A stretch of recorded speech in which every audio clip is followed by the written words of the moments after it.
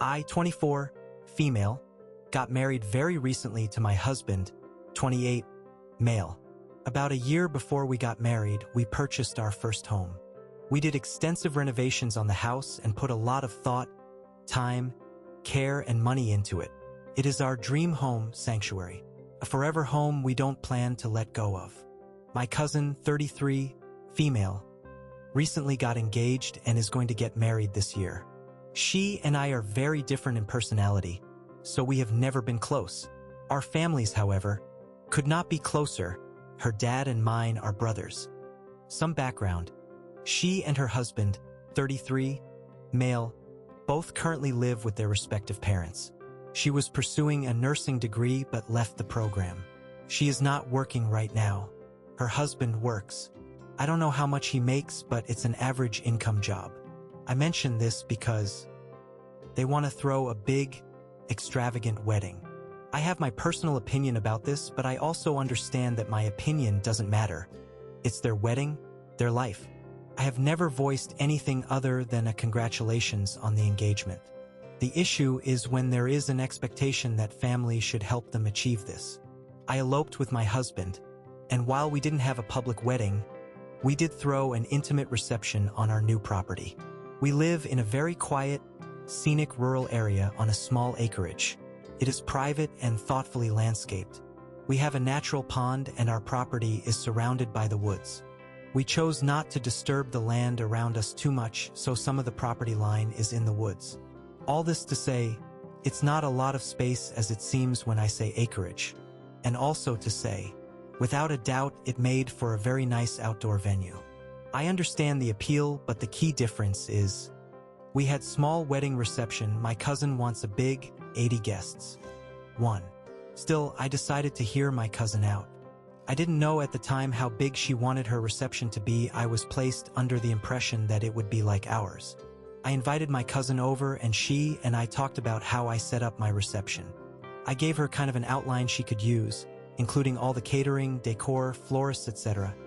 I made her a meticulous package on Google Docs and shared it with her. She seemed to agree with everything I was saying with a smile. I told her my husband is away for 3 weeks and I will be gone for a week as well. And if she wants, she is welcome to do some planning, just give me a heads up. I always give my mom access to my home just in case, especially since both my husband and I travel a lot. My mom texted me if my cousin can come in with someone to plan seating arrangements outside, and I told her as long as she, my mom, is present to oversee, they can come.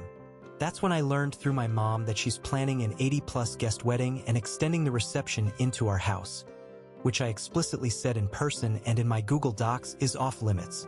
My mom told her she cannot tour with the organizer the inside of the home, that the owners have not given permission. This upset my cousin. When the organizers left, she became very upset and stormed out on bad terms. Her mother then called my mother to complain ruthlessly about me. I just got back today and I'm told I'm being accused of being spoiled and selfish and small-hearted. None of these accusations feel warranted. I talked to my husband about what happened, and he told me the bride and her family are being disrespectful toward me, and as such, they do not deserve to host in our home altogether. He said he would revoke the invitation himself. I told him let me think about it, how to best proceed. Would it be wrong to go back on my word and tell her I can't host her reception? It will cause her problems, but it's not my problem. Here is where I feel a bit assholey. Edit. They are now offering to cut down the guest list, but I feel like the trust is no longer there. And their sudden animosity towards me makes me hesitant to put my home and self-respect at risk just to appease extended family members. I don't believe they will follow through with their promises or honor the boundaries I've set. I feel like I was misled under false pretenses into agreeing in the first place. Comment 1, NTA. And in the discussions, did she ever mention who would be responsible for the cleanup? I'm sure they'd leave it for you and your husband. The cleanup alone is enough to not let the reception in your house. OP, you're so right. I feel like she didn't even read my document because once I agreed she had. Maybe this secret plan to do what she wants. Update. Some clarification of the venue. We have a carriage house next to our main house. In between the two buildings is a courtyard. The reception would have been held in this courtyard. as well as in the carriage house for an indoor-outdoor feel. The weather where we live is not an issue. My husband was even going to string market lights between the two buildings. We have a very large finished bathroom in the carriage house that would have been for the guests. I was also going to utilize the mudroom of the main house, which has another bathroom for guests with easy access from the courtyard. The mudroom has good separation from the main part of the house, mostly by a large breezeway. We have a long drive that leads to the house, so parking would have not been an issue either. All this to say, the setup would have been perfect for a small reception. We would have thoughtfully taken care of it all. We had no issues when my husband and I hosted our own wedding reception. I love hosting and went into this genuinely happy to host, but it was always based on the understanding that my cousin's reception would be the same size/scale as ours. Small and intimate. She never corrected me when I explained capacity. I sent her my notes and stuff from my reception. It had seating plans too. I think she always had the intention of securing my home as a venue and then doing what she wanted with it, hoping to get it done in my absence. When she realized my mom would supervise her visit to my house while I was away, her plan fell apart and landed us where it did. After my mom caught my cousin trying to arrange seating for guests way over the approved capacity, my cousin's family started to slander me for shutting her ideas down. I got called a lot of things I am absolutely not. This included jealous and saboteur for not being accommodating last minute. Their behavior toward me and their entitlement over our home angered my husband, who was still away. I talked it over with him and we decided I should not host my cousin's reception. My cousin and her family tried to bargain with my mother, their attempt to bypass my no. They even tried to hide their phone numbers to trick my mom into answering. My cousin and her family began bullying my poor mother to convince me to accept a smaller guest list. Still over capacity BTW. All this time they went for my mother. My phone stayed silent. I called my cousin to stop harassing my mother because I am firm in my decision to no longer host her. The trust is not there and their behavior makes me not want to host them. She blew up on me during this conversation, expressing that I will be single-handedly botching the wedding if I back out of providing her a reception venue, and that I am cruel for not being able to do this one thing for her during a once-in-a-lifetime milestone. She told me to just please see things from my perspective and think about it. I told my husband I am tired of the cousin and her family not taking my no for an answer. I have been respectfully direct, but they keep trying to persuade me and it's very exhausting. I know they are only saying things to get me to say yes, but they will likely not honor any of it. He said he will take care of it. He called my cousin and told her we will not be hosting her, and her disrespect towards me will also not be tolerated.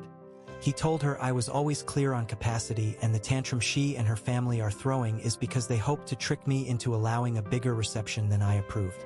For the failure of that, she only has herself to blame.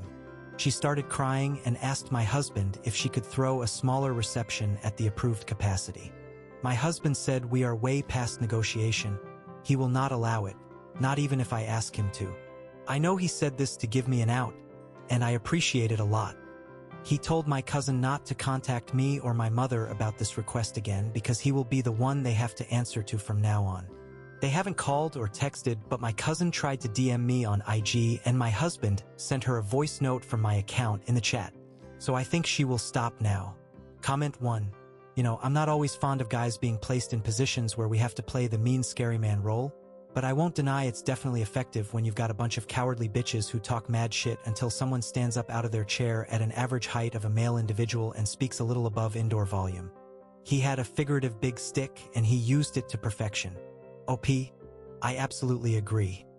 I try not to use my husband until I absolutely have to and wish I could have handled it entirely on my own, but it wasn't working with these people. The experience has definitely made me reflect on my assertiveness though, and how I can improve. Especially when it's quite clear my cousin and her family were counting on me being someone they could get their way with / manipulate. Comment 2. What did your uncle say about his wife and daughter? Your dad has to be ticked. OP. The uncle is very passive because the aunt, cousin's mom, wears the pants. He can't keep a handle on his daughter or wife, so I don't think he is to blame.